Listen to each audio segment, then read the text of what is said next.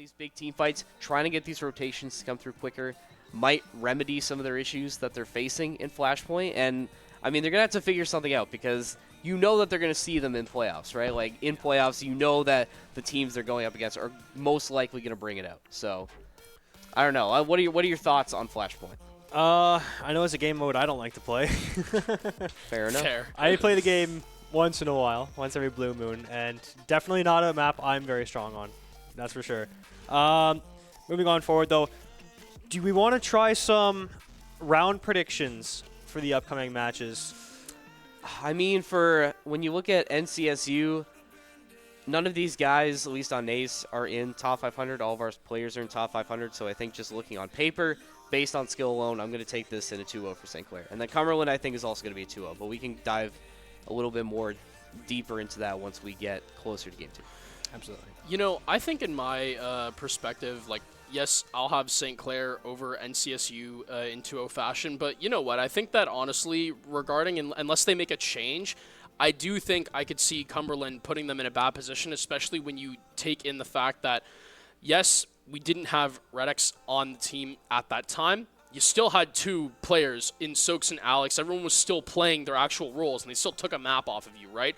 Not having a DPS player and then having to fill in with a support, if that's a change that doesn't get swapped out by the time you face Cumberland, if you take map 1, I could see Cumberland being like, all right, bet, Saravasa Flashpoint, let's run it back. And I could see that being a potential problem. So you know what? I will go ahead and say that I do have a little bit of belief in Cumberland. I could see them taking a map off of St. Clair.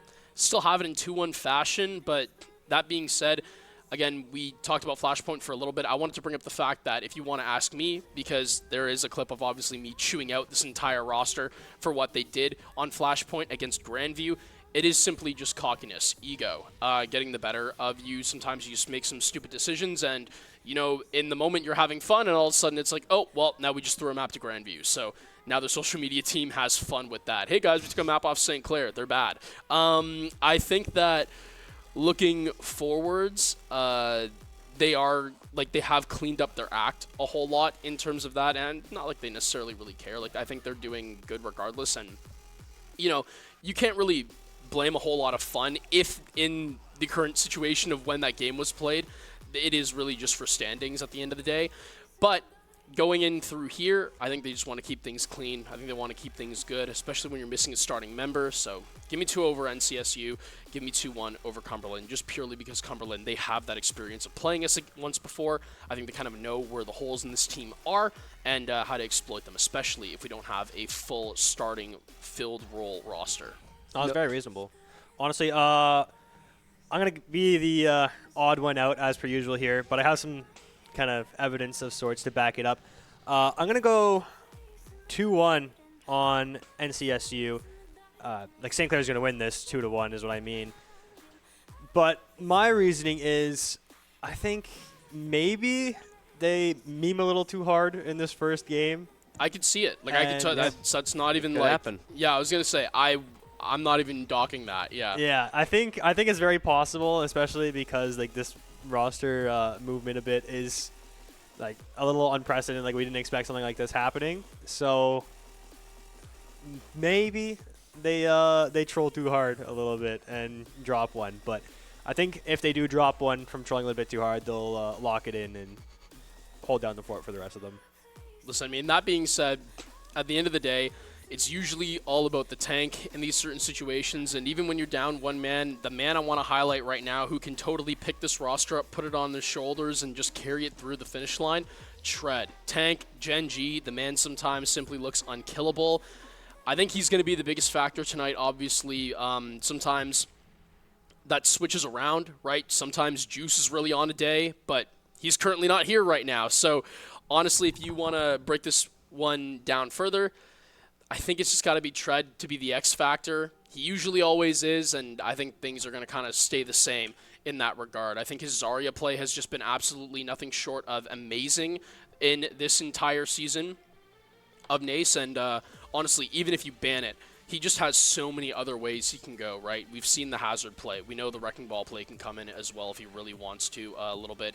Divas look solid as well throughout this split, and then also can always pick it up on the Orisa if needed. So What can the man not do?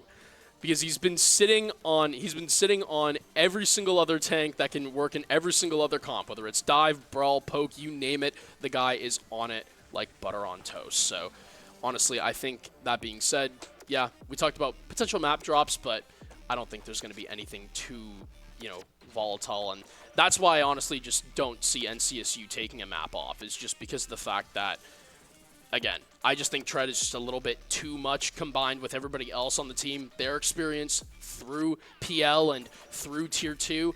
I just think experience really paves the way to success, and looking at the two rosters here on paper, not to necessarily say I'm judging this purely off of rank, but, I mean, come on, let's be honest here. This one seems to be a little more of a skill diff, at least on paper. We'll see if that obviously changes within the server, but for now, yeah, no, I still got to stick with the NCSU 2-0. But you were making a decent argument for the time being, I will say.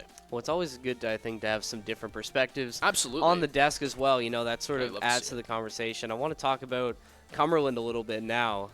You were talking about Tread's impact, and one of the matchups we really highlighted and talked about against Cumberland when we faced them in Week 3 of the NACE Super Conference was Ginger v. Tread.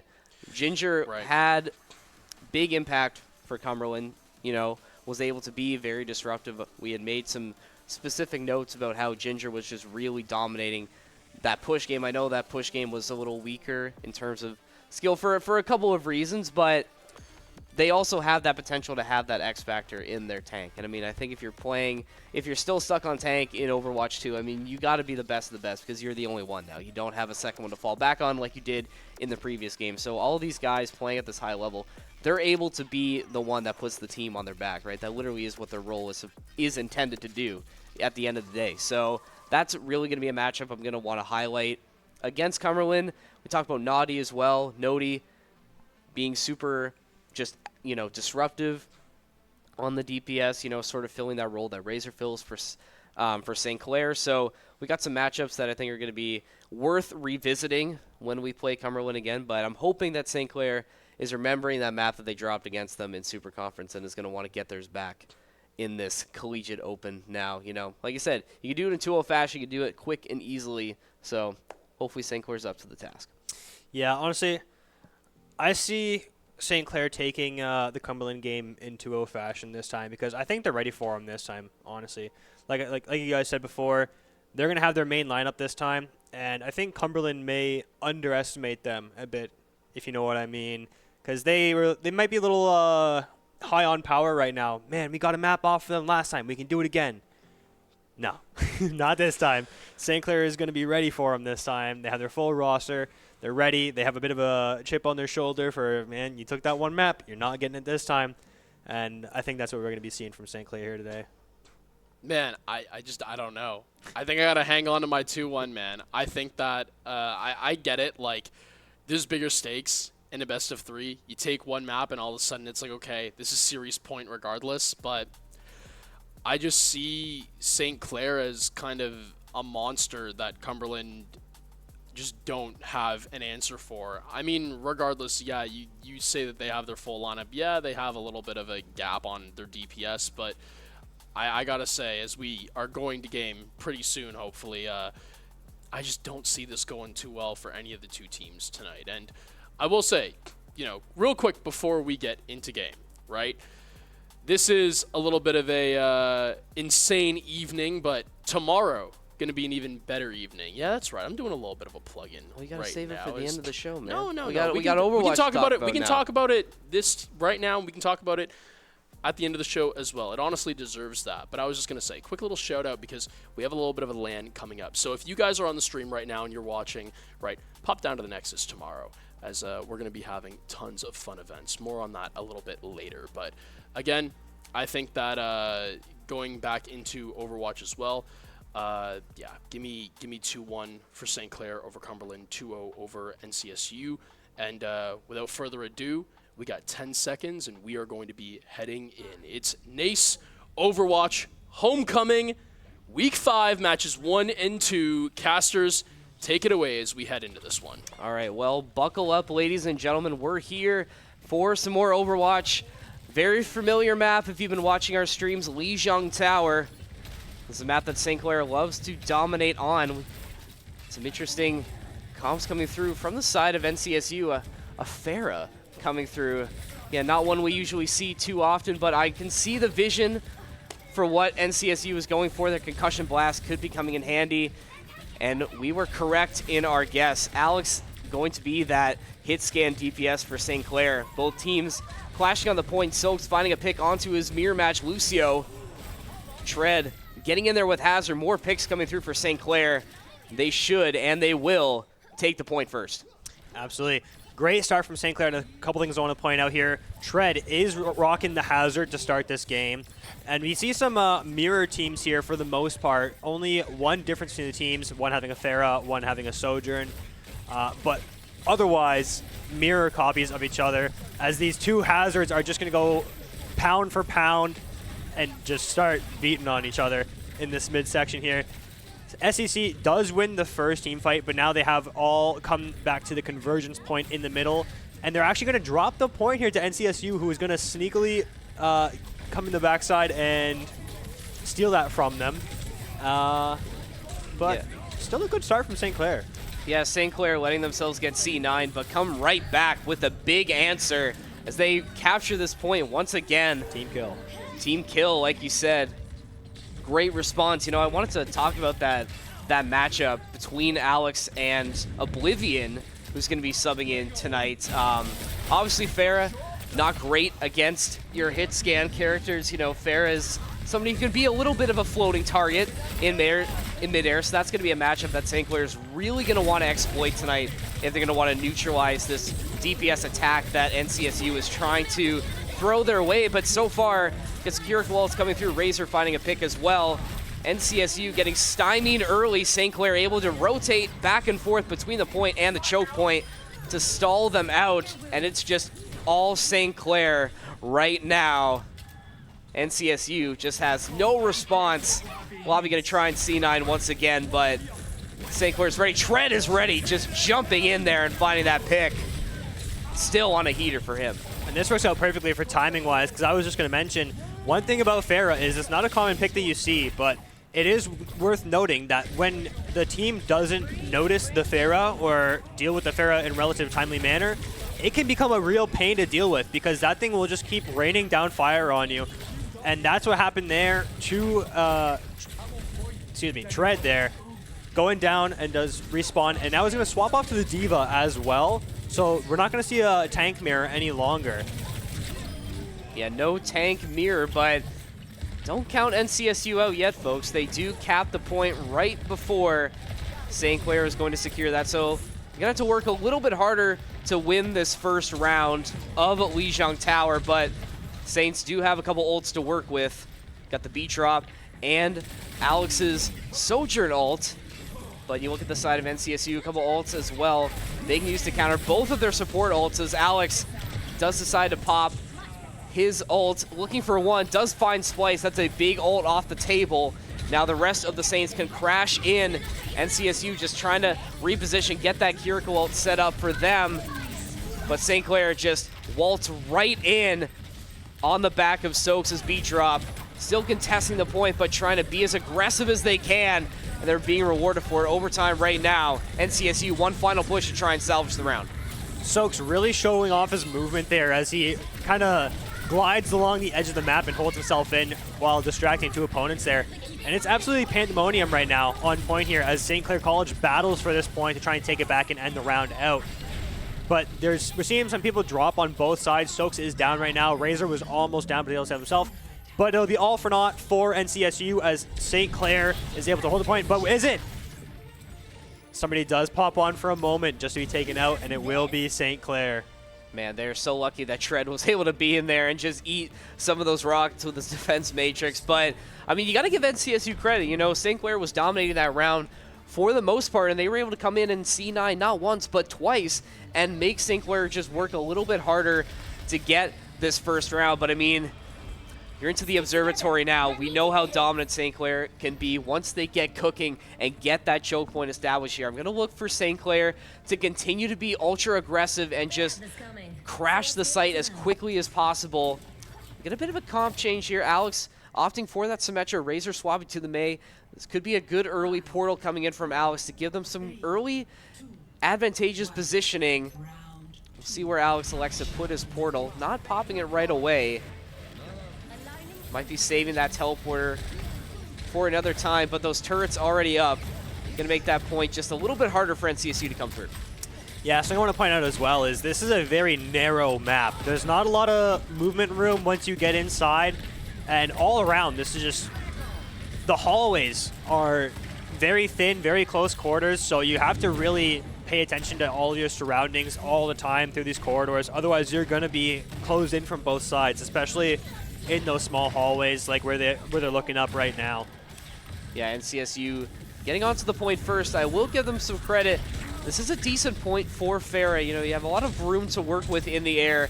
Concussive Blast still able to make an impact. And I mean, Redix, he has his work cut out for him. He's trying his damnedest to get Oblivion out of the sky, but just can't find that final pick. And that is going to be a problem, especially if you're looking at point contesting, but Tread is there. He is there to save the day. Alex as well. Saints recap the point. Yeah, 2 will go down there for NCSU as St. Clair College does their normal dominating things as they retake the point here. And they're actually going to move up pretty far to try and hold them to their spawn for as long as they can here to try and recap some of this point to try and match that 25%. But Splice not going to step back in fear. He's going to push in, and it's going to cost him as he does get Maywalled in and stuck. Absolute classic move there from St. Clair to really give them a bit of advantage here as they do match the point time, and now will overtake them and see how much longer they can hold this point. This is such a troll call from St. Clair. I mean, you have Symmetra turrets on the door. You have a Mei wall, potentially. I mean, this is just slow city right now. I mean, there's just not much that NCU can really do to break through. I mean, Splice is going to try and get something to work here, but you can see how quickly St. Clair is able to reassess, and oh my goodness, Soaks, the boot being used to its maximum effectiveness and just shutting Splice down immediately. I mean, like we said, with the way that St. Clair is playing right now, it is just the absolute most annoying thing in the world. If you're an Overwatch player, you know how much rage both a Mei wall, slow, plus Symmetra turrets on a choke point door will induce in any player. St. Clair having a little too much fun right now and trying to cruise their way to a first win in this best of 3.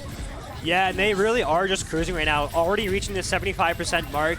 This round is already winding down, and when it just seemed to be getting going. But that was an excellent choke point, and they've definitely had better control over those chokes throughout this match. And these guys just seem to be bouncing around light on their feet. They're just having a ball right now on this point. It's like they're not even having to break a sweat right now. And that Razor wall, the Mei wall there, very interesting move. You don't see that actually be able to go through very often in competitive the way they want it to. Most of the time there's an answer for those Mei walls, but that time it just worked out perfectly. And the ult goes through for Cassidy. It's going to pick up 2, and he's going to go down in exchange, so it will be responded. And now it's going to be a team fight on the point to try and gain control. And it looks like St. Clair's actually going to be having to back off on this one as they get pushed out. They're going to regroup and try to push back in. Yeah, once again, NCSU able to find some life right at the end of a round. Saints, like you said, have to regroup and get things figured out. No ults to work with immediately. Razor, the one you're going to be looking for first, should be ready by the time you get back to the point. You just can't afford to lose any of your major characters this early, as Splice does pop his Junker Queen ult, and oh, Oblivion with a triple with the Farah ult as well. So SCC gonna have to work for one more team push as Redix and Razor have to fall back after that triple from Oblivion. Yeah, that was an unfortunate situation there for St. Clair as they ended up walking face first into the jaws of NCSU, teeth and all, walking straight into 2 ults. Oh, wow. Yeah, Saints getting back quickly, using Razor's ult to get some space. Really intelligent use of that Mei ult to just give yourself some time and give yourself some space. That portal from Alice going to help Tread get back into the point. Does lose his mech, but he is still a force to be reckoned with, even in Baby Diva mode. So's going to break it down for St. Clair. More fighting on the point. They just have to get these members of NCSU off the point. So close. Only 1 member left, but Bunkachunko Gonna go blow for blow with Soaks and win that fight as NCSU still finding a way to get it done. But Shred, popping his Evo, gonna give St. Clair just a little bit more space. Still has a lot of work, still has a lot of health to work with, but just getting out immediately. NCSU putting up one hell of a hold here, and they're gonna recap this point and keep it going for them. This is really bringing it down to the wire here, as it seems like this is going to go 99 and 99 at this rate. And SEC has to make this final push if they're going to get in there in time. And we are going to see Razor's actually going to swap to Farah as well now for the end of this point. Can they get on point in time? They do get the overtime, and they are going to get onto the point to try and make a play here. And it all comes down to this. Whatever team wins this team fight will win the round. Soaks already down. A lot of St. Clair players low. And Oblivion goes down for NCSU. St. Clair holding on as long as they can. We see a lot of people low health staying alive, and neither team willing to bend, neither team willing to break, as both fight for this point. They want this point for themselves, and neither team is willing to let go. But St. Clair is going to end up losing this point.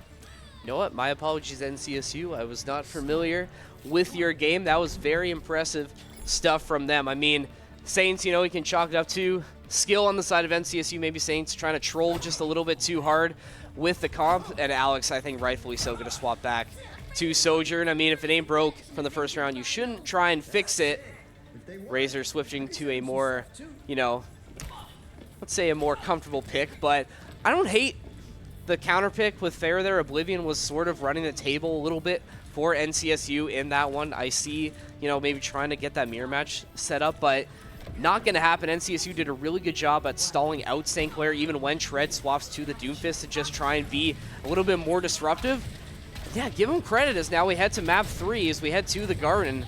St. Clair just going to have to work a little bit harder, just lock in a little bit harder to try and find a win.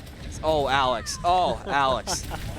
Just can't have that happen as Oblivion using his concussive blast to the best visibility. Splice adding another pick early as well. And Tread is going to lose mech here and fall off the map himself. Soaks down as well. What is going on, St. Clair? This is a map we usually see St. Clair powerful on, usually dominating. And right now, they're just falling all over the place, stumbling like children on ice right now, as quite 2 of them now have slipped off the map and fallen to their demise. But they're going to regroup, they're going to shake it off and push back onto this point and say, no, we're not done yet. Don't mind that. That was a mistake. We're back.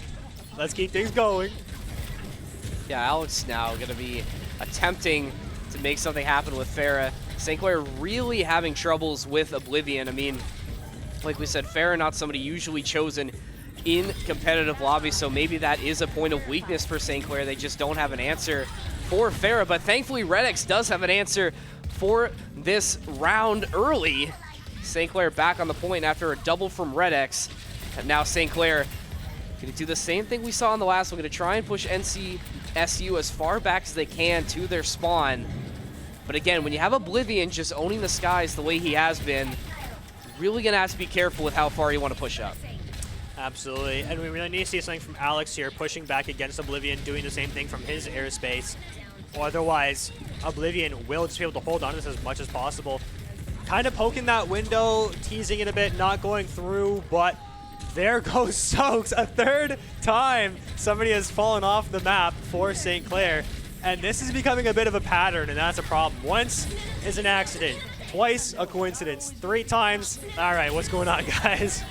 Well, you gotta give credit, and that's a great shutdown on Oblivion. Does find Redx on the way out, but still nullifying a little bit of the damage that Oblivion could have dished out to the Saints. But like you said, those concussion blasts are just so strong, and the way this map is set up with the way St. Clair likes to play it on the bridge, they are so susceptible to falling off to that concussive blast. The Saints have to be a little bit more careful with their positioning because Oblivion is going to exploit that every chance they get.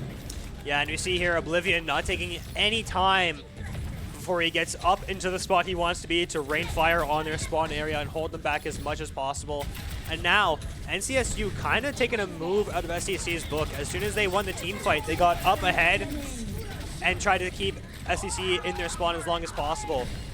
But SEC able to push on the point. We'll see if anything comes out of it. And another person just fell off the map for St. Clair. This is a egregious, truly, what is happening right now. We don't see this very often from St. Clair, where they make these mistakes quite often. But I guess it's just one of those days where the map is against you. Well, you can't even chalk it up to mistakes. I mean, Oblivion is just playing one hell of a game for NCSU. I mean, he really has been the X factor. Him and Splice have just been doing a fantastic job. I'm surprised that St. Clair hasn't tried to counter this Pharah with a more traditional hit scan. I mean, that traditionally is the major weakness of Pharah. Like, I understand, like, trying to get this mirror match going here, but why wouldn't you just want to swap to a Soldier 76 who literally has aim hacks as his ultimate? Like, it's so easy in some of these cases, but clearly SCC has a plan. I am just a humble caster. I can only observe, but they're probably trolling. I think that's probably what's going on here. They're probably just trying to troll a little bit too hard, but, you know, you got to be careful. You know, that can only go so far, and we've seen from some of our other varsity teams as well, you know, that might troll a little bit too hard, not naming any names, of course, but sometimes you get a little bit, you know, too locked in on just having fun, and you let things slip. Thankfully, though, St. Clair doesn't let that round slip. They do end up walking away with a win, but they had to work a little bit harder, I think, than they were intending. Yeah, it definitely was an interesting thing to witness there. St. Clair just falling off the map so many times. Not something you see very often. In the end, they will walk away with this Game 1 victory.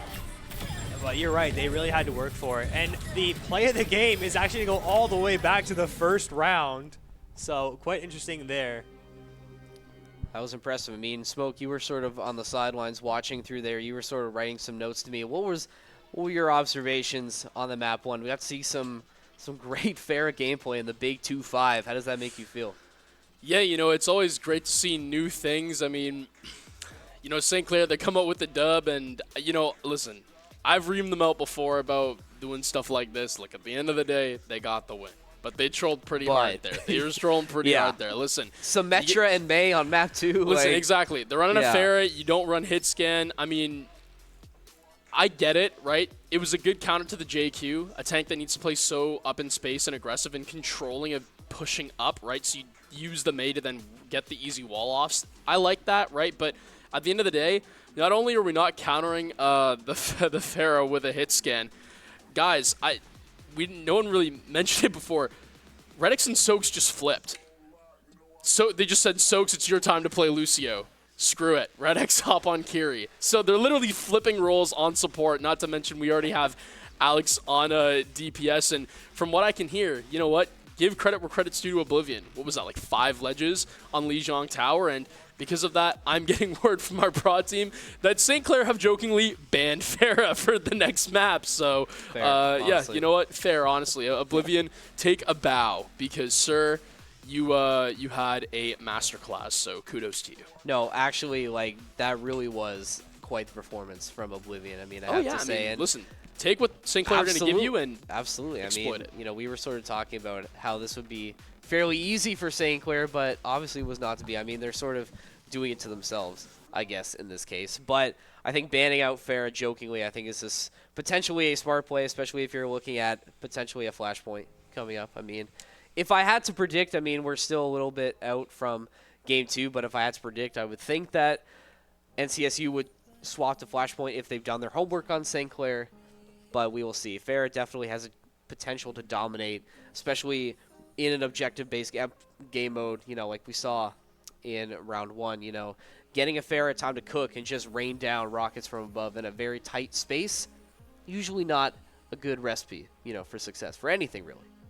Yeah, that was just St. Clair being trapped in a box with an active fire inside. There was not very much room for them to move around and get anywhere.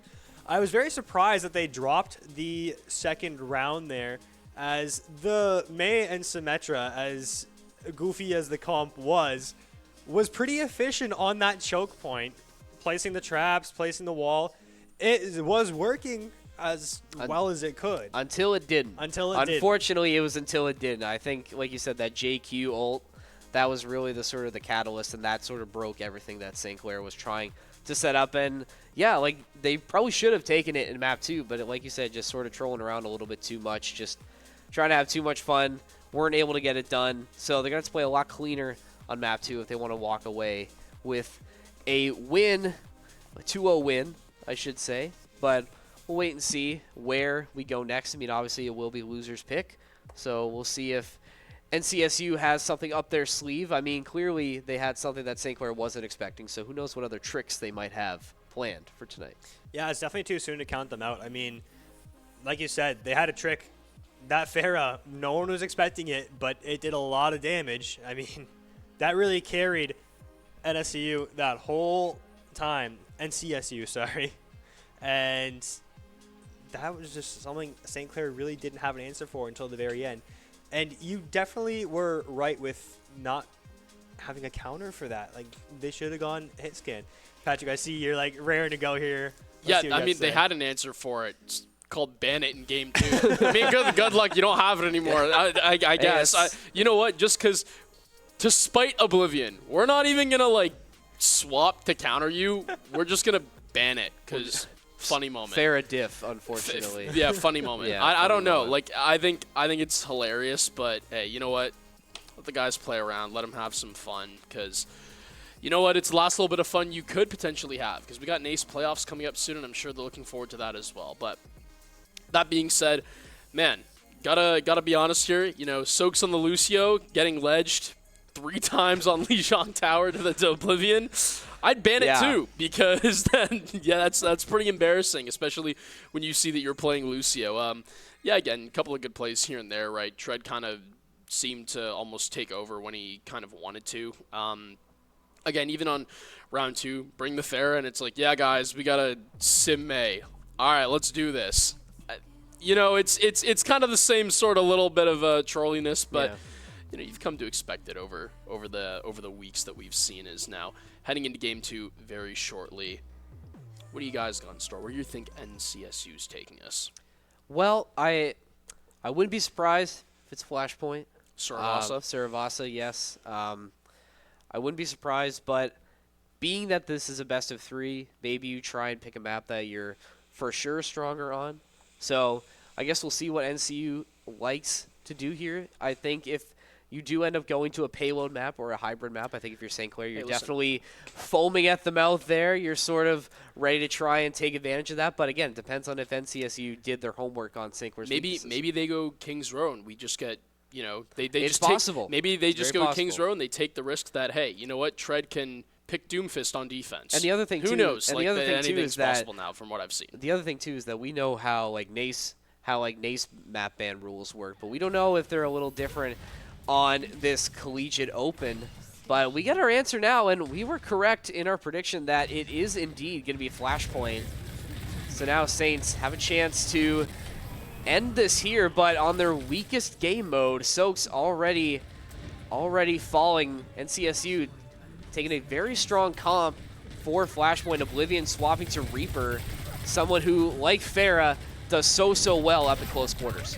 Yeah, and we're also going to see Splice on Maga here, as well as Lobby on the Cassidy, Nelix on Baptiste. These are quite a few different movements here on this team, changing up who they're playing. Let's see if it really pays off for them or if the change is too much. Soaks and Redex both go down, so both healers down for St. Clair. They're going to have to back off and kind of let this progress go for a bit for NCSU. And look at that, Splice pushing up. He's just going to be a nuisance as much as he can throughout this game on Maga. We'll see if he's able to reap the reward from it. Yeah, this is a matchup that Splice can exploit against Tread. I mean, Tread is able to steal some of that damage for himself, but obviously that Zarya bubble shield only lasts for so long, and Malga notoriously has a extremely large magazine to run with, but now St. Clair can run with this momentum as Redex getting back to the point, trying to contest a little bit as Alex falls, though, flashed out from lobby. St. Clair still trying to make something happen here, but NCSU with a great rotation. Tread, sort of the lone man left standing, uses the black hole for not much. I mean, you still have Soaks there, but just a bit of a nothing burger ult for St. Clair, and probably going to lose this first point here. Yeah, that was rather quick. Oh, they're going to touch to refill the overtime meter, but is it going to be all for naught as this team really takes its time getting back to the point? They are kind of just poking around, trying to wait for everyone to get back on, though. making this go as long as they can. They don't want to let this first flashpoint go to NCSU. But NCSU just seems to really want it as well, as neither team wanting to give any way to the other. But St. Clair is going to actually take that over. So the poke from Razor is going to be enough of a thorn under the skin of NCSU to actually levy the point from them as they do take it over and start racking up some progress now. Well, that was just an absolute masterclass of stalling from St. Clair. You know, like you said, just sort of being a nuisance and just coming in and out, you know, trying to refill that overtime meter. And once you let Tread just get in there, once he builds up a lot of charge with Zarya, he just becomes so hard to kill if you don't have your full squad with you. NCSU is going to be able to recap the point. I think St. Clair is going to let, or no, Tread still trying to fight. I mean, I think, what if they let NCSU get to 99% on all these points and then just come back and win the flashpoint? That would be some extra BM, I think, on the side of St. Clair. But I wouldn't put it past the players, especially if they're trying to have a little bit of fun tonight. Yeah, and they do recap the point here on that 99 once again and end up pushing NCSU back a little while longer. And it may be long enough for them to get to 99 themselves, as they're already at 82% right now. Tread holding them off as long as possible, buying as much time on this point. But now this will be the convergence point as they do hit 99%. So both teams have gotten 99% on this first flashpoint, and this seems to be a flashpoint for the ages as NCSU does take it back over, and it's all going to come down to a big team fight right here. Bobby going down, Razor trying to hold it down against Maga, doing circles around him, does get the kill, and is actually looking to be St. Clair here. This is just mean, man. This is like cyberbullying right here. I mean, you let them get to 99%, and then you just come right back and you steal it away from them. You don't even let that is, guys. Like, you don't have to be this mean. Like, you don't have to. Like, you could have just let them die and roll over. You don't have to. Man, I mean, we'll see if St. Clair is able to do it again, but NCSU, will you stand for this? Will you take this, or will you show some fight, show some backbone? Oh, Tread just eating all of that Death Blossom right there. Gonna find Splice as well. Oh my goodness, Tread is just absolutely on a tear right now. Oh my goodness, Tread. My goodness, that was basically a team kill just from his efforts alone. They are just absolutely firing on all cylinders right now. Yeah, St. Clair with the team kill. And I tell you, this kind of just feels like when a boxing opponent keeps lifting his opponent up to hit him some more before he finally falls to the ground here. As it feels like St. Clair's just playing with their food right now. The memeing, the trolling. We do a little trolling, it seems, as St. Clair just having too much fun with this one so far. I think the trolling time is over now because Tread is he's just too dialed right now. I mean, like, how could you not? I think he's one pick away from a 15 streak right now. And I mean, it's very possible. He's still at a really high percentage with Zarya. Does have his ult as well and is going to pop it. Razor not going to be able to get much done. Doesn't have his pulse bomb. That Baptiste aura is going to save NCSU just a little bit. Baptiste going to pop his ult as well. Try and get some more damage out. But St. Clair is still hanging around. Not letting NCSU get anywhere close. Oh, Razor with a toss of a lifetime to find Nelix. Alex adding another pick as well. St. Clair, really strong performance so far in Flashpoint. Multiple Saints on streaks right now. Alex finding some success as well. It's just too easy for them right now. I think the trolling has stopped, like we said, and I think they want to just get this one over with. Yeah, you're absolutely right here as they suddenly lock in. They went from laughing to straight face in a single moment there, and now they just want this to be over with. They said, all right, we had our fun. Let's close this out, boys. And they're going to try to do that right now, right here, as they are already on this next flashpoint before it opens. They're going to try to get early control, and Lobby is dead already. So they have the advantage going into this. Bunkachunko, almost dead, is going to have to pop the ult to stay alive and try to get his team into this point. Soaks does die, so Soaks will have to respawn and come back. Razor, very close to dead, seems to get out of there, though. Maga pops the ult, but actually dies immediately after popping it, so going to be all for naught there. And Tread, 20-player kill streak right now. just ripping his opponents apart. Unbelievable game from St. Clair here right now as they are just trouncing their opponent, walking all over them. NCSU gets the point first, does not matter. SEC, we do not care apparently, as they take it back and just push them right back off. Say, get out of here, you're done here. NCSU, you guys know that when Zarya has the bubble up, you don't shoot the bubble.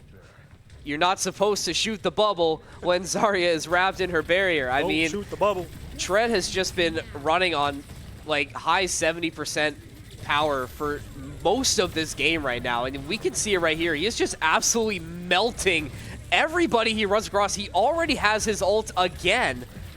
Zarya's ult being one of the longest cooldowns in the game. That just goes to show you how dialed in he is right now. I mean, it's so easy. It's like a knife, a hot knife through butter. It really is for Tread and the rest of the Saints gang. I mean, NCSU really has one more chance at even thinking about getting back on this point. But when you have Tread waiting with a black hole, I mean, that's just going to be a solo black hole. I mean, come on. That is just so mean right there. Oblivion is able to survive.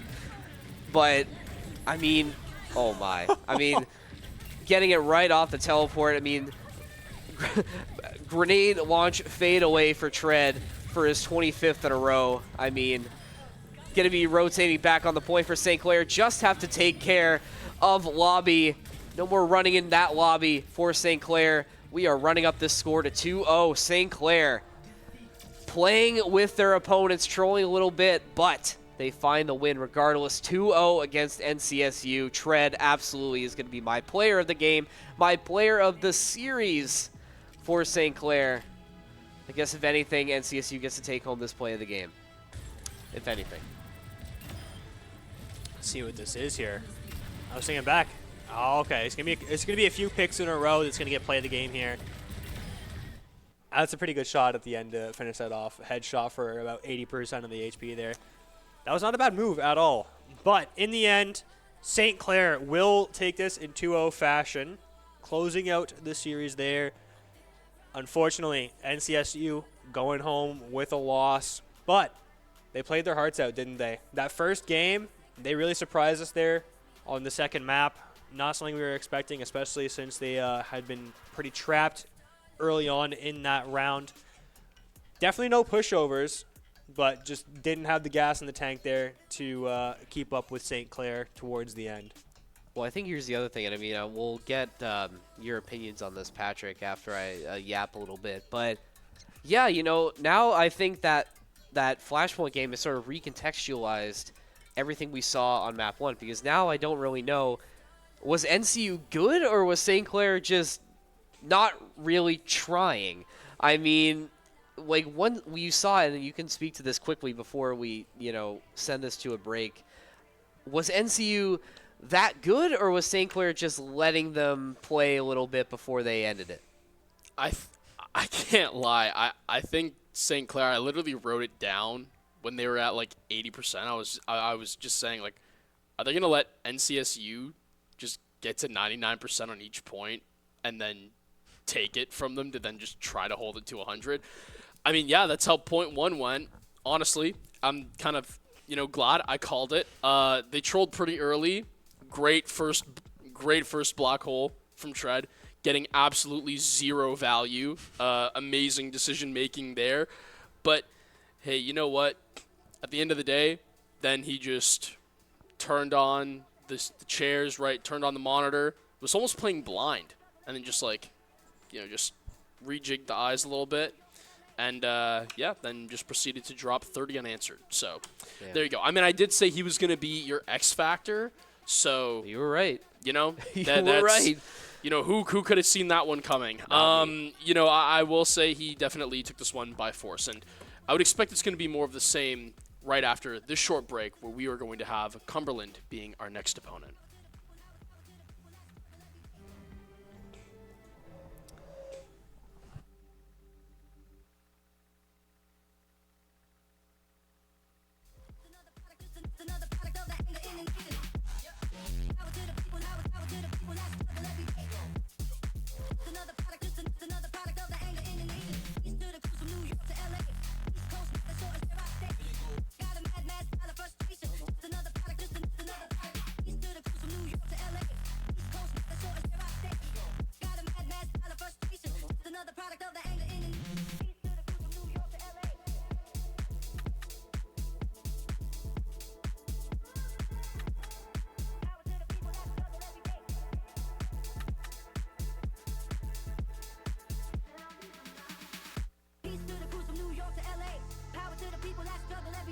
The East Coast Mecca shore is where I stay. When I had no loot, I used to cool around my way. Peace to the crews from New York to LA. Power to the people that struggle every day. The East Coast Mecca shore is where I stay. When I had no loot, I used to cool around my way.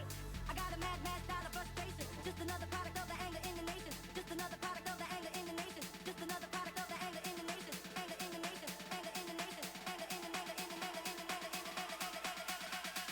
I drop bombs for my generation.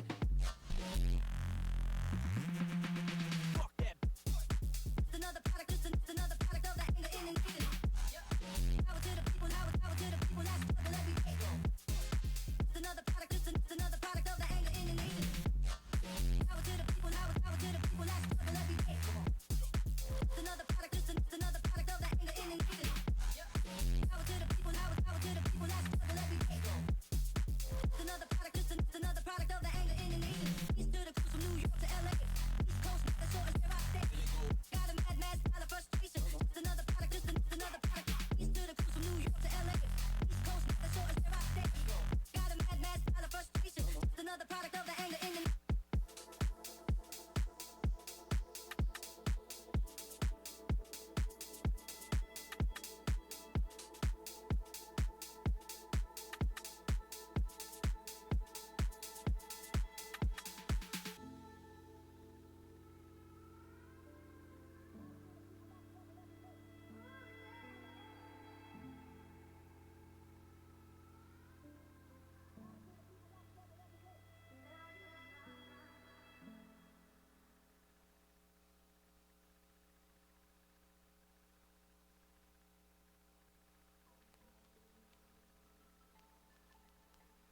Hello, no one is available to take your call. Please leave a message after the tone. So I don't want to freak you out, but I can see inside your room from the street. Get some blinds and call me back. Or just come outside because I'm here right now. Alright. Bye. Nightfall, slow motion, and I shouldn't be here. I know. How about we don't think for once? Just move with me. How about we just say what we want on the count of three?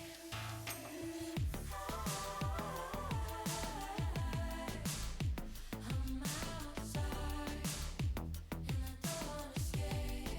I think you should know. I'm outside.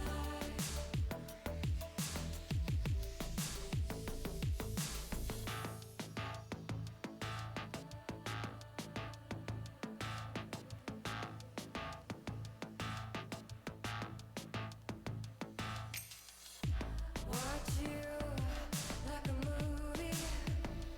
You're entertaining. You don't even know it, and I'd be lost to you until the sun falls on my tired eyes. I don't wanna sleep tonight. How about we don't think for once? Just move with me. How about we just say what we want on the count of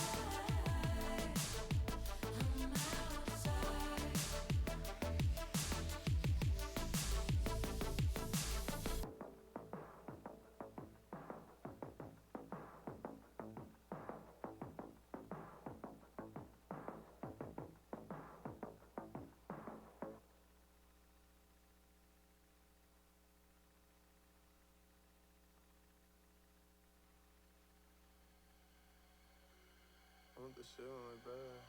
I'm off the shit with my. I'm off the shit with my brothers. Keep lethal weapons and Glover. First make a young nigga thugger. You know best friend is a cover. Girl on me bouncing like flubber. Boy young with money like stunner. 300 a pint pour all summer. Shoot on sight if you fuck with my come up. Your boy got a license to stunt this. Shoot on sight isn't right, but we gunning. Sippin' Sprite pour all night at the function. Yeah, we bumped 21, ain't no jumping. See the X and the X did the dumb shit. Said I rock one-on-one how I've done shit. In your eyes, see you jump if I smoke this. Bump an X when I flex with the youngin'. Your boy got a license to stunt this. Shoot on sight isn't right, but we gunning. Sippin' Sprite pour all night at the flight at the funk. Pull up to the club. Pop that.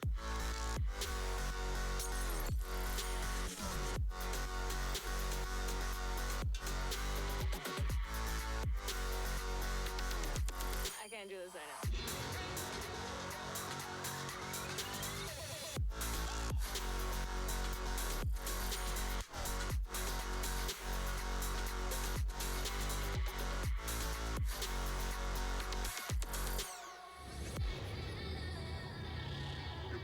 License to start this. Shoot on sight isn't right, but we gunning. Super spike for all night at the flight at the funk.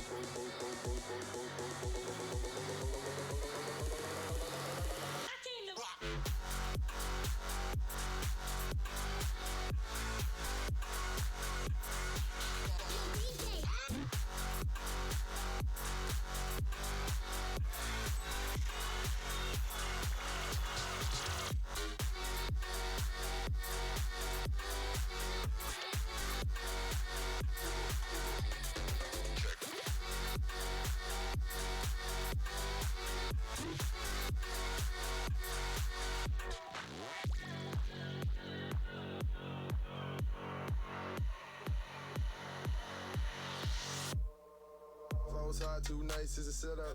Drift out, head to toe, peep to get up. Said the young'un be stunting in any sweater. You think you could do it better, but really could never measure.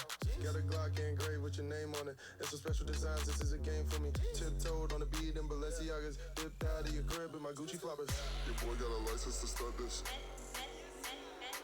Shoot on sight isn't right, but we gunning. Super spike for all night at the flight at the funk. Pull up to the club. Pop that.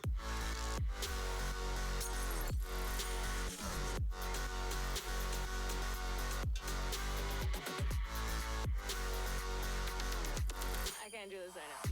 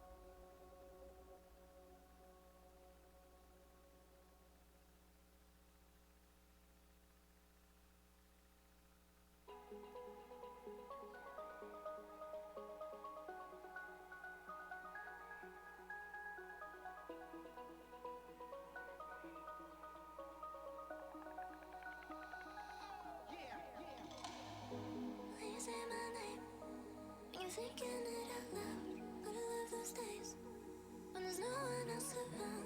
I can feel your heart close to mine. In the night, my sleep talking about you with me. I could die just thinking about you when you're not with me. Oh, this time you fill my head and then my daydreams of you. In the night, my sleep talking about you with me. I could die just thinking about you when you're not with me. Oh, this time you fill my head and then my daydreams of you.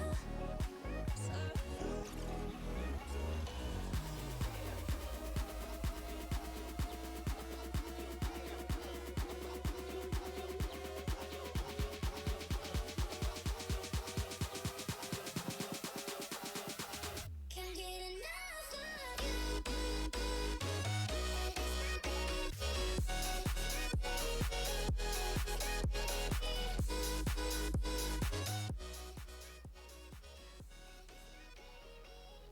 We can do this. Welcome back, guys. Patrick and I have switched seats for this one. You know, we're trying to shake things up a little bit on the desk and make things some interesting, make things interesting for you. We'll introduce ourselves again. My name is Evan, be the host of this game too. We got Patrick Smoke Chambers on my left, and then we have Brendan Zero Clements on the far end of the desk. Gentlemen, we just had a great first series against NCSU. Great in the sense that St. Clair, came out the victors, but, had a little fun while doing it. But now business gets serious against Cumberland. Brendan, I'll start with you. This is a familiar foe for St. Clair, but how do you think they're going to face off in this series here? I think it's going to go really well, honestly. I think Cumberland's not just going to have any answers. I think St. Clair takes this 2-0 fashion, and I hope they take this 2-0 fashion. I think we would all love to see that. I don't think Cumberland was going to have an answer, honestly. I don't think Patrick's going to agree with me here, but No. I mean, hey, listen. I could look. The way last series went, if Tread's gonna just play like that every game, right? The latter half, a flashpoint. Then yeah, I guess I agree with you. My one thing is that Cumberland were able to take a map off of us earlier when they played us in NACE Super Conference Week 3, which it was New Queen Street on push. Now, to be fair, for those that remember, that was a week where Redx was unavailable, and that was our Lucio. So we had Soaks on Lucio at the time, and it didn't go so well. To the point where Tread actually in his MVP interview, I asked him, I was like, man, you guys really showed some struggles though on New Queen Street. You got any idea for why that is? He was like, yeah, no, Soaks on Lucio just sucks. So, when you see them trolling against NCSU, not only having one of the supports playing DPS, aka Alex, but then seeing Soaks on the Lucio and Rex when you have him playing the carry, swapping the two supports and then putting a support on DPS, that is crazy. That's absolutely insane. That is so disrespectful. And they still came out on top. I don't see them doing that against Cumberland. If they do that against Cumberland, it's going to be a long night. It's going to be a long night. Or a quick one. Or a little 2-0 for Cumberland. Why not? I guess we'll see. I agree with you in saying I think St. Clair is going to be a bit more business as usual against Cumberland. Yeah. I don't think we're going to see as much trolling around, but maybe. I mean, we didn't really expect the NCSU series to go down as it did. So, maybe we're still in for a couple surprises tonight. But like we said, this is a very familiar foe for St. Clair. Face Cumberland in many a NACE Super Conference matchup, whether it be, Overwatch, Valorant, so these two programs, really familiar with each other. St. Clair knows what Cumberland's going to throw at them. They know they're going to bring their best in the server no matter what. And we kind of talked about this in the pre-show against, NCSU in our first series. This matchup between Ginger and Tread on the tanks is definitely going to be one to keep an eye on, because that really is the catalyst for everything. That is your engine for both teams. And I mean, like you were talking about Tread, and I'll bring it back to you first in this case. Tread had quite a series on Flashpoint. And even, on Lijiang Tower, he was playing really, really strong. But the Zarya in particular was just so dominant. I mean, it was what, like at least a 25-player kill spree. I think it was something like that. Yeah, Either way, it was regardless, it was close to it was 30 crazy. I unanswered. mean, It he was was- just yeah. melting everybody.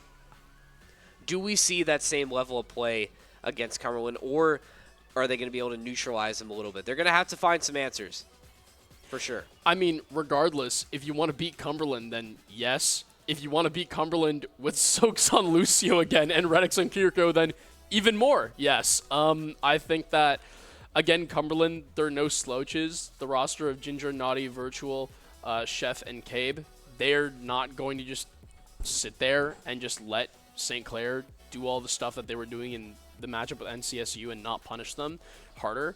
So, yeah, I mean, I think that Shred, safe to put it, at least to me, Brennan, I want to hear your thoughts, but yeah, has to put up the same level of performance. And I don't necessarily even think, before I just hand it over to you, this is just a hot take. Like, well, not a hot take, but like, I don't want to make NCSU look bad here. I don't think that was really Tread, like, going to the max. I think that was literally just Tread saying, okay, you know, we trolled a little bit already on control.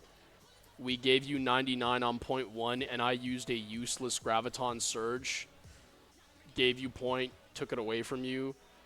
I think he was just like, all right, I'm going to just start taking this a little bit more seriously and turn it up a notch.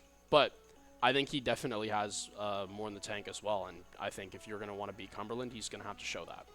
Yeah, no, we definitely saw him ramp it up throughout that match. It definitely started off a little lighthearted on his end, but you could almost see the very shift take place throughout the match where he really picked it up and started digging his heels in and pushing back. And I think he used that game as an opportunity to warm up and really find his groove. And I think I would actually probably bet that he might have even been in practice range in between his games or doing his regular warm up to stay warm and really just stay in the zone. And I think he's going to be pretty important throughout this matchup coming up. But of course, this is a team game, and it's going to fall onto every single one of them. There is no single person that can carry an entire team at this competitive level of play. You can have players that stand out and above, but at the end of the day, if you don't have supports backing you up and DPS helping you out, your tank is not going to be able to do much on their own.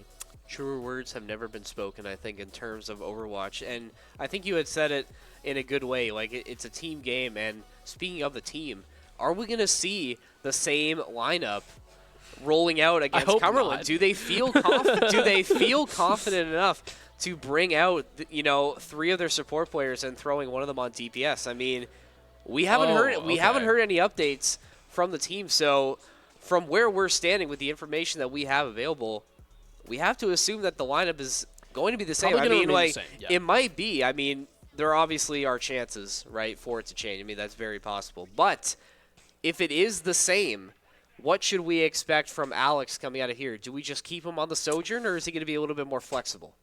Well, I think what I expect out of Alex is very simple. Yo, son, if they got a Pharah, maybe It's instead of scanned, man. swapping to Sim, let's work up the Sojourn a little bit. Let's bring out the cast. Let's, just anything, the Freya, something to deal with that if that's really going to be a problem, though. I don't see Cumberland running a Pharah here at all. Again, if they do, then St. Clair, I think they're going to make the adjustments needed instead of literally spite banning it against Oblivion last matchup. So troll. But yeah, I think obviously, again, not to make NCSU look bad, but I think Cumberland is just simply a better team. I think St. Clair is going to play them like they're a better team, and unfortunately, that's just how the cookie crumbled for tonight. Because if St. Clair honestly just went fully how we thought coming into tonight they were going to do this, I mean, I think the 2-0 would have been even quicker. So yeah, that's just my honest take. I actually kind of like it better this way, the way they've done it, because by taking the first little bit, maybe a little bit unserious, It's been fun. It's been fun for us, it's been fun for them, but it also relieves a bit of pressure. Not that these guys have to deal with too much pressure for the most part. These guys are very professional players, so they have dealt a lot with pressure throughout their time as players, but taking the first bit easy and working into it definitely is a good way to shake off any nerves, shake off any doubts.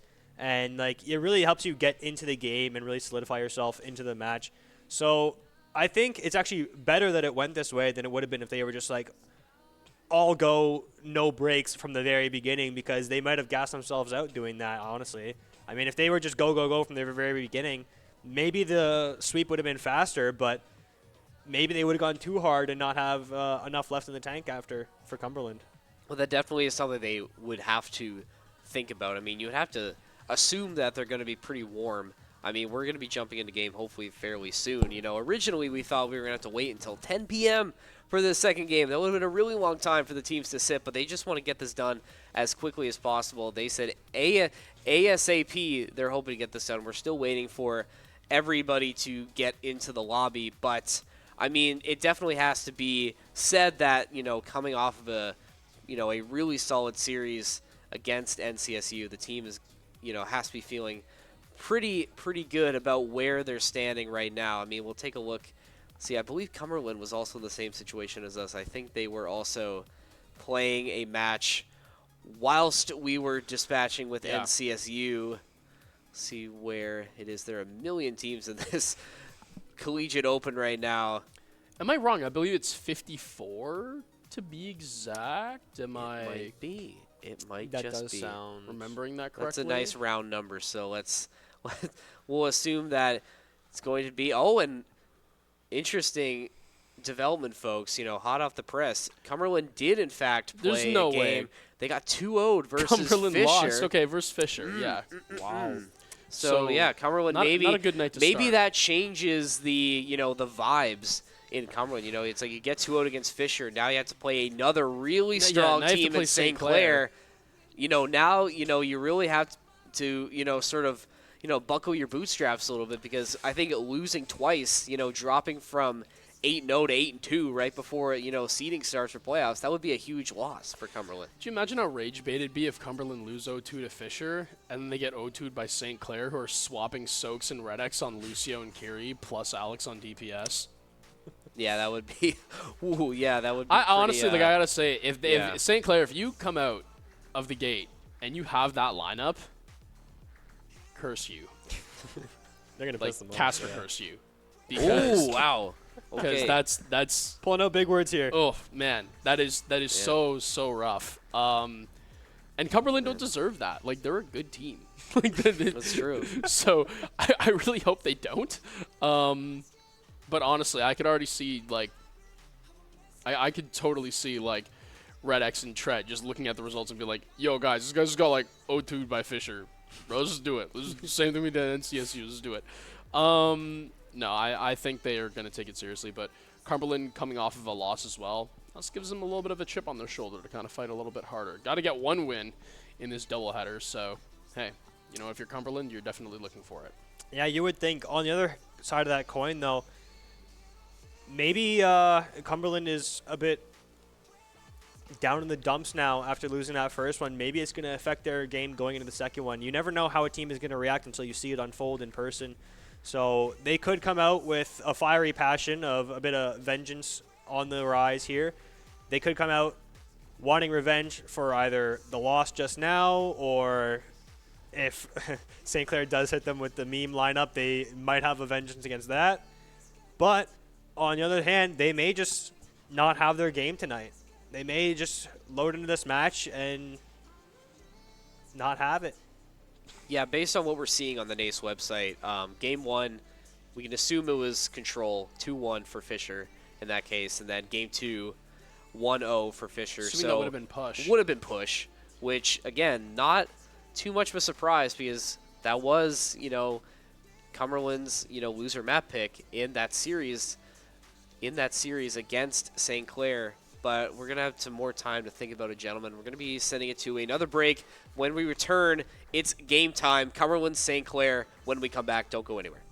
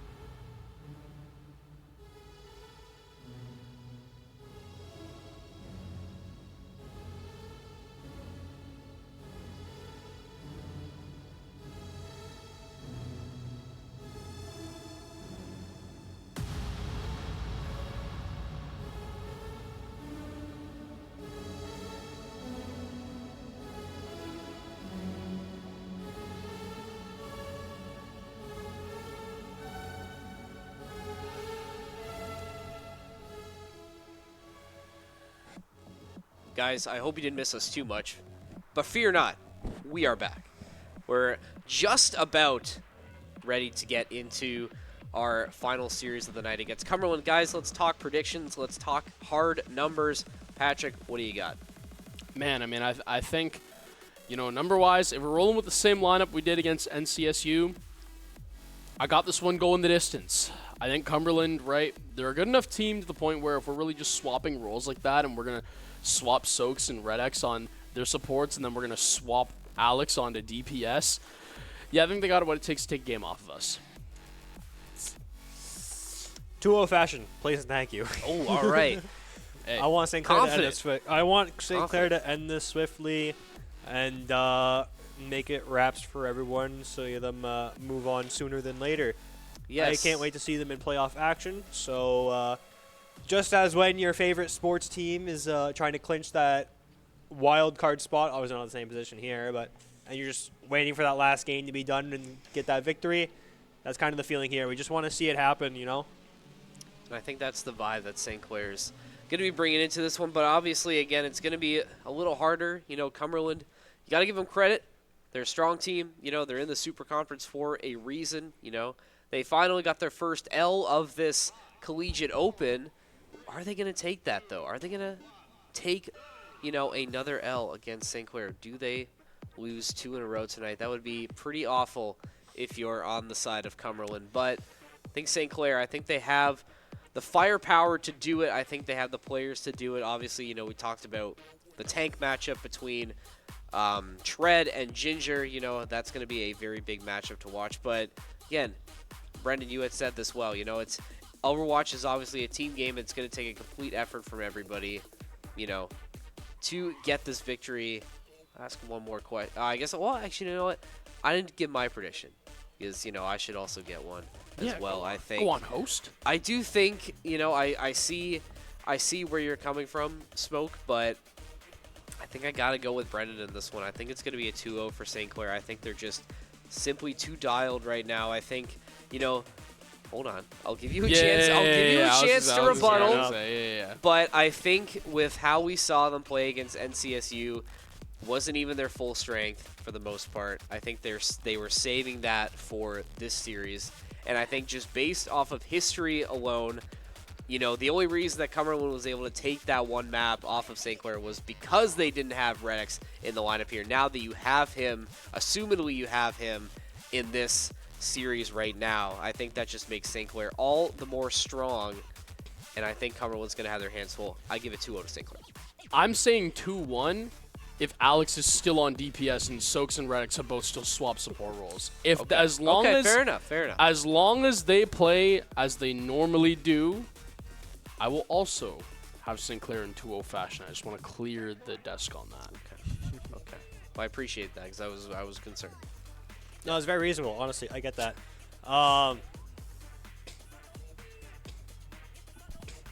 Sorry, just getting... Okay, so I'm just getting word from Prod right now that St. Clair have immediately just banned JQ, as well as then Cumberland, I believe, has banned Wu Yang. So I don't know. It's hard to tell. I mean, when your director is eating the microphone. yeah, you know, it's hard. It's Wu Yang. Okay. Okay, we just got confirmation I again. That deciphered was it so loud. from the feedback, but I think that's interesting. I think banning out. I think both teams. One final point before we head into the game. I think both teams are trying to target ban certain players. Obviously, you get Wu Yang off the table. That eliminates one of Soaks' specialties. You know, Junker Queen was sort of a problem against St. Clair in Series 1. I think they want to eliminate that issue now. And that is a target ban to Ginger as well, because that is one of the tanks that they like to bring out. So smart bans, I think, all around from both sides. But again, despite that, I still think St. Clair's going to win the day. But we wanted to wait too much longer before we get into game, and we'll see it for ourselves. Gentlemen, you guys look super excited for this series, and I mean, how could you not with the way St. Clair Overwatch has been playing this season? Yeah, I mean, I immediately am feeling even more pumped just after, like, Tread came off of an insane performance on Flashpoint. But as you can hear right now, we're going to be heading to game very soon. It's going to be St. Clair going up against Cumberland. We've had this rematch before, but now going to be a little bit different as starting off in Busan. Let's see, or sorry, Lijiang, as we see as this one going to go down. The lineups come through, and as you can tell, it is Red X who is still on the Kiriko. Soak's still on the Lucio, and Alex still on the Sojourn. So some things change, some things stay the same. Tread, gonna have to be a Herculean effort. St. Clair want to take this one into a fashion, in my opinion. No, I understand the meaning. I mean, it's entirely possible that happens. But St. Clair taking some early knocks on the board here to try and pressure the way in. Cumberland is going to be the first ones on point, but it's not going to matter for long as St. Clair does take it. I want to point out we do have a tank mirror here as Ginger and Tread both playing Zarya here for this one. We'll see how that plays out, who ends up being the better one throughout the match. But as we say, St. Clair already holding some very good pressure early on in the match on Cumberland. Going to try and hold them out as long as possible and rack up some of them points. Yeah, immediately the number one thing I'm curious about is how this Tracer from Cumberland is going to be able to deal with Soaks and Red X, right? They're not on their usual roles, right? So they could be a little bit slower to recognize some of the patterns of the Tracer, considering they're on different supports. The cooldowns and the abilities might be a little bit slower. Just even if it's a few milliseconds, it can make all that difference, but that will not matter as a Kitsune Rush from Tread and company, and Red X is going to be able to clear out Ginger, and from there, it's just going to be a trickle back. It's all Rest playing for the stagger as Cave going to go down. If they can find this last one, that would just make things a little bit better. Razor not going to be able to outlast that final stagger, but Virtual will eventually go down, and this is good because it allows St. Clair to build even more time on point. Yeah, they got a pretty big lead now. Of course, in a game mode like this, doesn't matter how big your lead is, especially if you get 99 and then get held out all the way back. But St. Clair got a lot of cushion room right now at 66% and counting. And Cumberland off to a slow start, it seems. Holy. Wow. All right, there goes 3. Cumberland really off to a slow start right now. And it doesn't even matter. The second the Zarya dies right there from the grab from Tread, the fate is sealed. That is another team fight win. No matter what, when you have a Zarya on full charge as well, it's just going to be a matter of cleaning up everyone else, whether they want to back up or give you another kill intentionally to get to their team quicker. Is now Red X going to be able to find a quick one onto the Tracer as well. Nodi going to have to respawn, but has Pulse Bomb active. And I did notice there, St. Clair does win that team fight, but at that time, Nodi did take the point for Cumberland, which kind of released a bit of pressure on Cumberland as they had to rush back to point right after that team fight to push Nodi off of that, giving Cumberland as a team time to regroup and come back. But seemingly all for naught as Cumberland goes down once again, and this first round will go to St. Clair. 100% to 17%. Not a lot of time on point for Cumberland there. Well, a really good response as well for the Kitsune Rush for Alex to then pop the overclock. It's kind of like, okay, listen, you have a Kitsune Rush, that's fine. Walk into me on 150% charge. I dare you with an overclock active, and it just simply doesn't work out. So much damage going through a very slim, narrow margin of space that Cumberland had to push in, and, well, you know what, St. Clair, they had their response waiting, and one who is not usually seen in the role, Alex, being the one to have the answer. So St. Clair, really nice first point, but are they going to be able to replicate it again with this off-comp? Notably seeing the repeat of the Symmetra from Razor as well is going to be switched off of immediately. And Nodi did the exact same thing as well. He was on Symmetra and then immediately changed back to Tracer as well. Cabe is playing Reaper now, so that is the one big swap we're going to see this round. We'll see if that makes much of a difference for them. But very, very quickly, Cumberland dropping like flies again. Just as soon as Cabe and Nodi come back, Ginger and Chef go down. So, St. Clair once again getting to that point and putting on the early game pressure as Cumberland still trying to just get out of their zone and towards the point. Yeah, again, when you have a Lucio speeding a Zarya who's on 100% charge, like, again, Tread got so much value there from the first 2 bubbles, and Ginger just didn't have that same thing happen for him. So, regardless, it's just going to be a little bit of a speedy walk down. But now, coming back in. I really do like this pick of the cast from Cabe. If Razor's giving too many problems in the backline, hit him with the flash nade, get the hinder out, and then you can fan real quick, and it's a nice quick pickup for Cumberland to work off of. But now, as this point gets contested, it's going to be Chef working around the walls. It's very low on the Tracer, has to pop the recall, but nobody's going to be able to get the punch as well. That soaks down. No more speed. Tread going to be able to get one in a Cabe, but again, we see how insanely influential that Lucio is. Second that goes down, Tread stuck in between a rock and a hard place, can't get anything else working with most of his team staggered out. Yeah, St. Clair are going to have to reset here, push back in. Cumberland showing their first real signs of fight in their system here as they finally take some time on point and actually win a team fight against St. Clair here. And they're going to just alt-rush right in here. For now, Cumberland trying to hold them out as long as possible. I was about to say counter grab down on both, and it's an amazing answer from St. Clair to just immediately cancel out all that pressure. Well, you can't move through your Kitsune rush if I have a Graviton Surge, Tread says. And yeah, I mean, looking at when he was at 94%, I already knew that was the number one thing was, hey, as long as they can get the Zarya, they don't even care about getting anybody else, right? The second that Zarya goes down on the latter half of a Kitsune rush, it's just going to be pick city, feed me more. As St. Clair are going to be able to retake possession of point now. A beat drop goes through. Really good bubble used there on the cast for the high noon, but it's not going to find too much effect. At least I spoke too soon. Holds it down. And after that bubble comes through, Tread's going to be the one to get taken down here. You're going to see Cumberland. They're going to be able to find every pick in their book that they want. 1, 2, 3, 4. It all goes the way for Cumberland. A damn near team kill as now. St. Clair, reset. Back to the drawing board. What can they do to push out with no ults close to being in their pocket? Yeah, suddenly this is looking very bad for St. Clair, as although they do still have the lead, Cumberland climbing fast to catch up to that. Wow. And the ults are there, and the ults are now gone as well. So, St. Clair able to pick their way through once again, getting through those ults, and now they're going to be able to try and push back through onto the point. But neither team really giving any way here. Cumberland still holding it down as St. Clair pushes forward. Now, I will say, again, that is a good team fight to bait out the Graviton Surge, but at the same time, I was going to say, Cumberland, they still have a Kitsune Rush for the next team fight.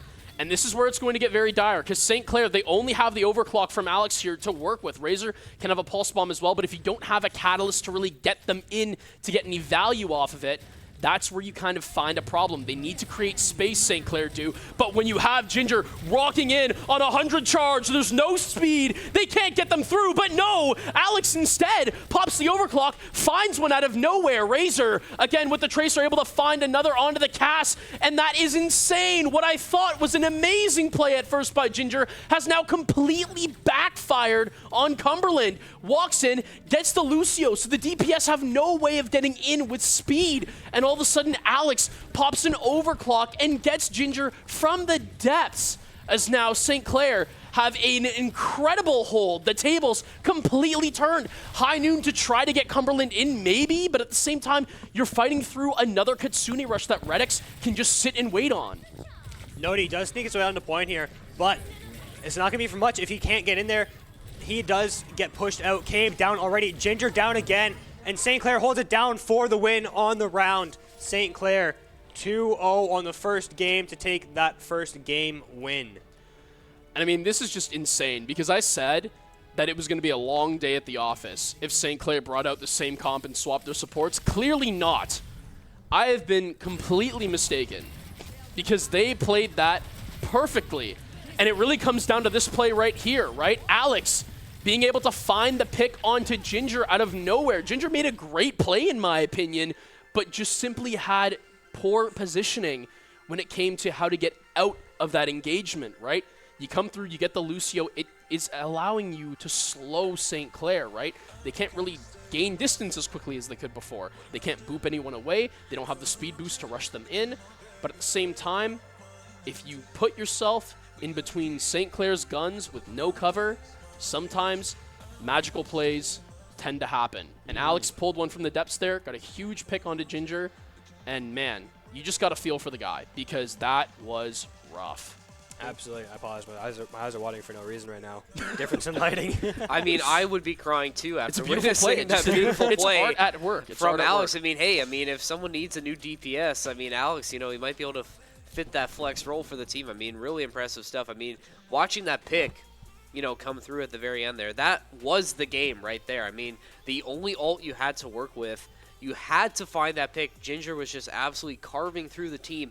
Incredibly influential pick. And then you give St. Clair the ability, you talked about Razor's Pulse Bomb needing a catalyst. That is exactly what happened there. Once that pick comes through, then Razor has more room to work with and is able to use that Pulse Bomb to either create space or just try and go for a squishy pick. And St. Clair was able to, build off of Alex's heroics, find that final hold, and what would have been their best attempt at a final team fight. I mean, they wouldn't have had a lot of time if they let Cumberland take it overtime. I mean, you would have probably had one more solid chance to get it, but you would have had to use a lot more ults to get it, and Cumberland would have been able to charge up a little bit more if they had fallen in that fight. But really, really solid stuff. I mean, you still have another map to play. Does St. Clair stay hot? Honestly, after that game, I think St. Clair just has this, when you say game one especially, you have that momentum going forward. They seem to be on their game. Cumberland had a really slow start in the beginning. Did pick it up over time to really give St. Clair a run for their money. But it just was all for naught in the end. I mean, all the plays in the world don't matter when you still lose the match. So as good as Cumberland was in that first game towards the end, it was too little too late. And now St. Clair has momentum.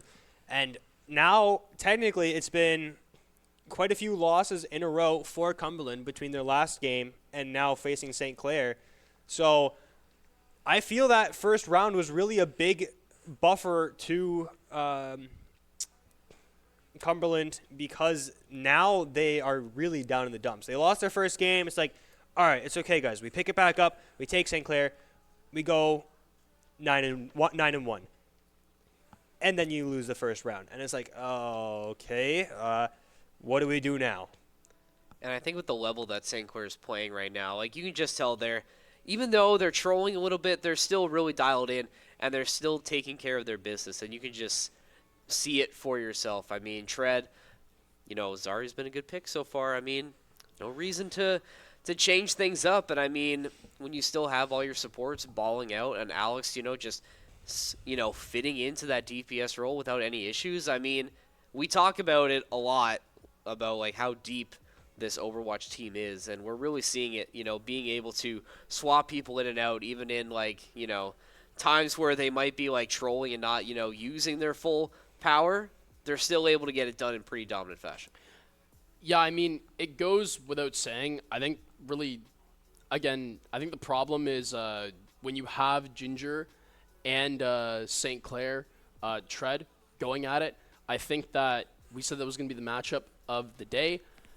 It really has been, if you look at just this game in black and white. I'm not trying to say there's a narrative here that I'm trying to create, but it seems like Tread is just getting so much more value out of his bubbles than Ginger is. And, again, that's not to say Ginger hasn't made any good plays with the bubble. We saw literally bubbling the cast to get the group in. I called it out. I said that St. Clair had warded it off with the Kitsune Rush and were pulling back, and all of a sudden Tread gets picked out of nowhere from that high noon, right? So that was a really good play. And again, I think that's probably one of the highlights of the game, if anything, to me. I thought that was a beautiful job done there by Ginger. But when you look at simply when we're looking at through observer lens, how many times did we see Tread on 100% charge?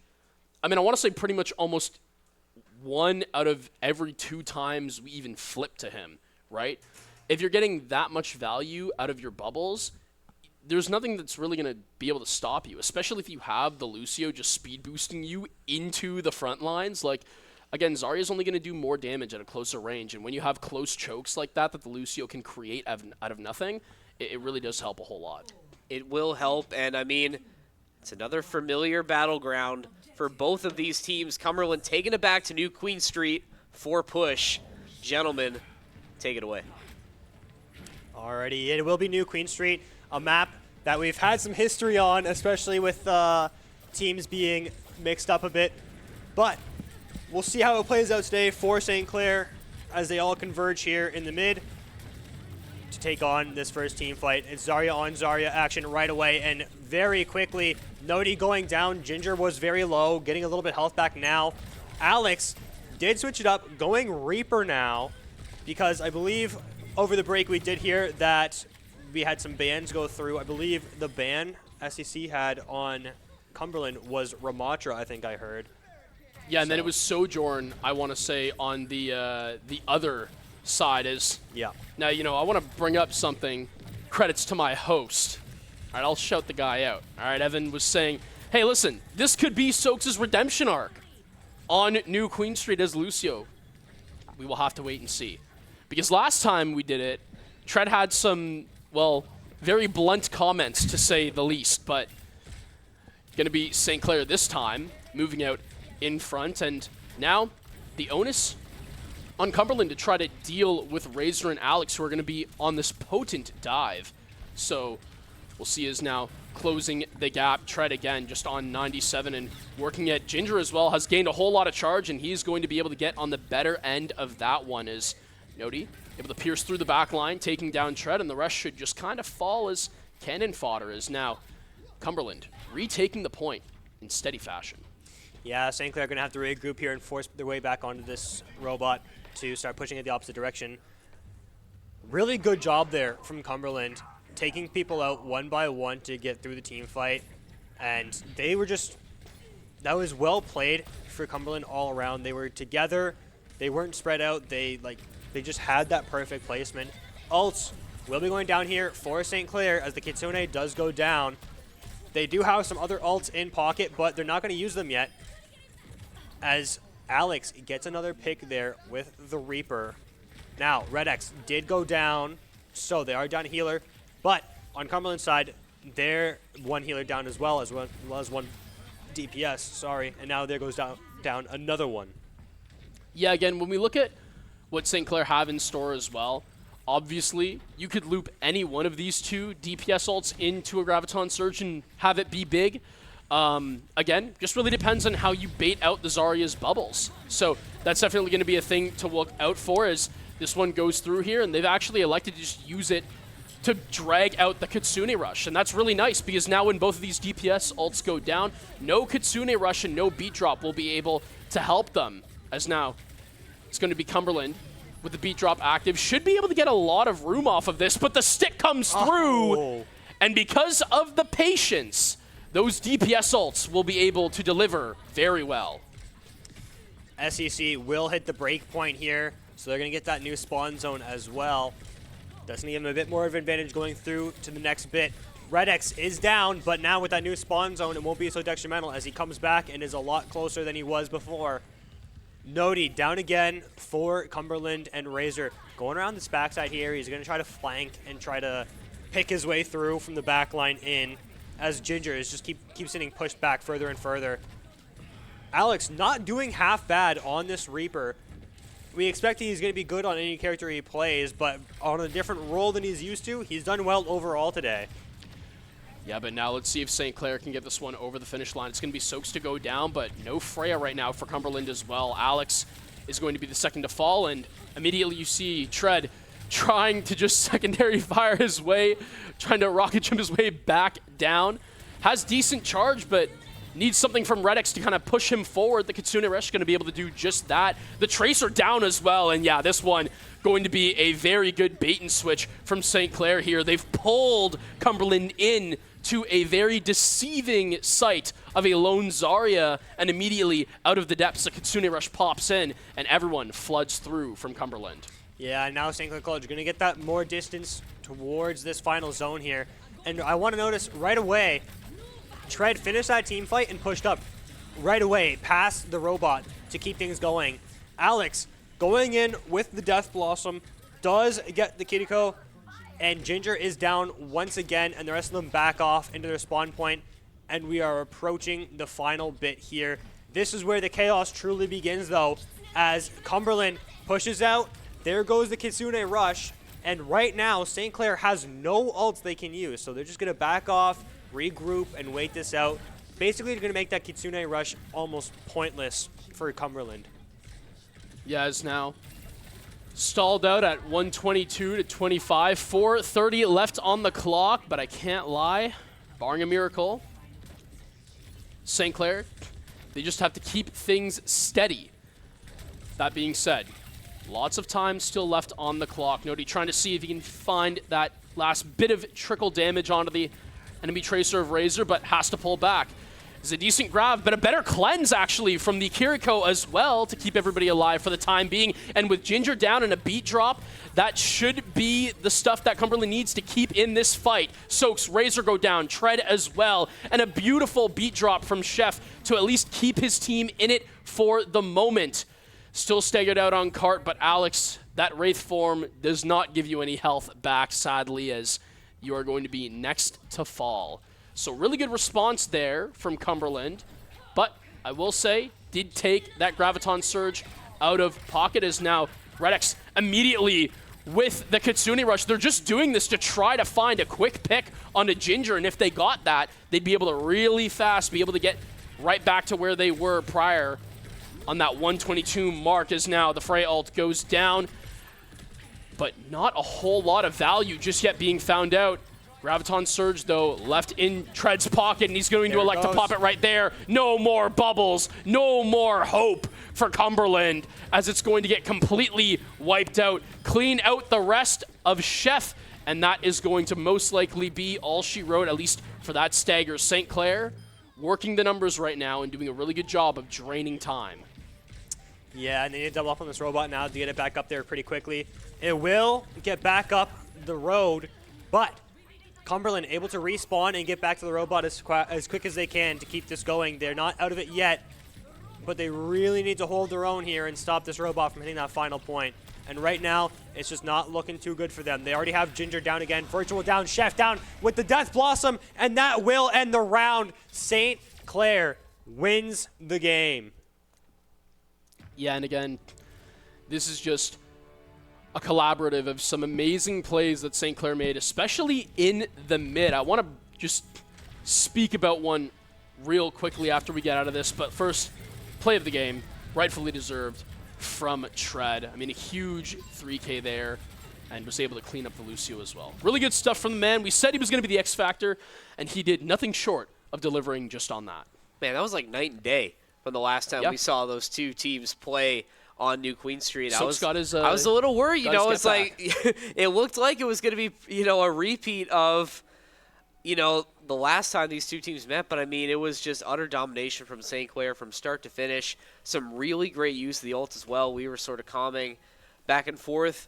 That one Graviton Surge from Tread to create space to let St. Clair get back on the robot and have Cumberland push back. Really, really solid stuff all around. So excellent work from St. Clair, winning the day, staying undefeated in this Overwatch Homecoming Collegiate Open. But, gentlemen, unfortunately, that is the end of our show. No player interviews today. Unfortunately, players feeling a little bit socially awkward. But if you want to be more social and you have nothing to do tomorrow, we have a nice little event that we have to plug. Land of the Dead, ladies and gentlemen. We don't have anybody on the other side of the camera to zoom in on this lovely poster our marketing team spent time working on. Oh, never mind. I spoke too soon. Watch this, guys. Let's get a Movie magic happening right now. You can see there's a QR code right here. This is the important thing right here. If you want to sign up for the tournament, I don't know why you wouldn't want to. $1,000 prize pool. We got Valorant, Overwatch. I mean, we've seen a lot of Overwatch tonight, but you can play more tomorrow. Clash Royale. This one's big. We got a lot of people signing up and coming just for Clash Royale. Some side events as well. FNAF, Dead by Daylight, COD Zombies. It's all here, guys. Even TCG tournaments. Everything is here. We're going to have a really fun time tomorrow. Please consider signing up or coming out if you're at the Nexus tomorrow. But if not, we're going to have a really fun stream. Me and Patrick will be your main hosts. Tomorrow, we're going to be doing a lot of fun stuff on stream that you're not going to want to miss. It's definitely going to be one for the books, but unfortunately, like we said, is going to be it. We plugged Land of the Dead. We have to plug our sponsors quickly before we wrap it up. So without further ado, thank you very much to Tim Hortons, Subway, Alienware, the St. Clair SRC, and St. Clair Alumni Association, Onezo, and of course, our favorite new sponsor, Pre-Fire. Shout out to Pre-Fire. We've all been using them so much around the Nexus. Thank you very much to all of our sponsors. And thank you to my co-casters and the rest of the people in the prod room. Hayden, Nicholas, Lello, Wallace. of course, as well. I think that's it besides everybody else. I think so. If I missed you on the shout-out, I'm sorry. I'm sorry. But, again this is one of the outros of all time, unfortunately. But I think we need to wrap this up now. So thank you guys so much for watching the stream tonight. And hopefully we'll see you tomorrow at Land of the Dead.